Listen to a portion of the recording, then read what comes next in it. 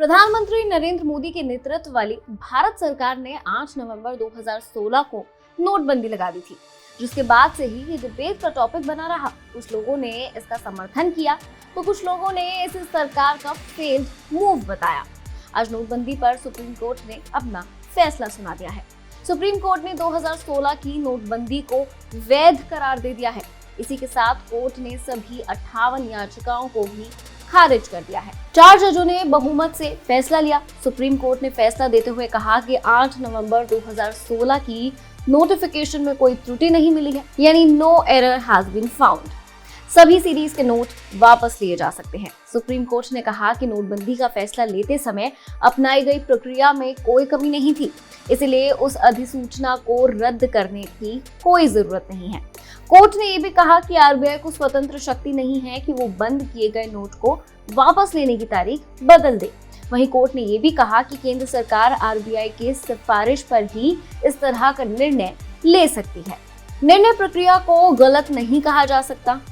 जजों ने यह भी कहा कि कोर्ट आर्थिक नीति पर बहुत सीमित दखल दे सकता है। जजों ने कहा कि केंद्र और आरबीआई के बीच 6 महीने तक चर्चा की गई थी, इसीलिए निर्णय प्रक्रिया को गलत नहीं कहा जा सकता। सुप्रीम कोर्ट ने कहा, जहां तक लोगों को हुई दिक्कत का सवाल है, यहाँ ये देखने की जरूरत है कि उठाए गए कदम का उद्देश्य क्या था। नोटबंदी को लेकर जस्टिस बीवी नागरत्न की राय अलग दिखाई दी। उन्होंने कहा, केंद्र सरकार के इशारे पर नोटों की सभी सीरीज का विमुद्रीकरण बैंक के विमुद्रीकरण की तुलना में कहीं अधिक गंभीर मुद्दा है, इसीलिए इसे पहले कार्यकारी अधिसूचना के माध्यम से और फिर कानून के माध्यम से किया जाना चाहिए था। उन्होंने आगे कहा कि धारा 26(2) के अनुसार नोटबंदी का प्रस्ताव आरबीआई के केंद्रीय बोर्ड से आएगा। बहुमत के फैसले को पढ़ते हुए जस्टिस बीआर गवई ने कहा कि नोटबंदी का उन उद्देश्यों यानी कालाबाजारी, आतंकवाद के वित्तपोषण को समाप्त करना आदि के साथ एक उचित संबंध था, जिसे प्राप्त करने की मांग की गई थी।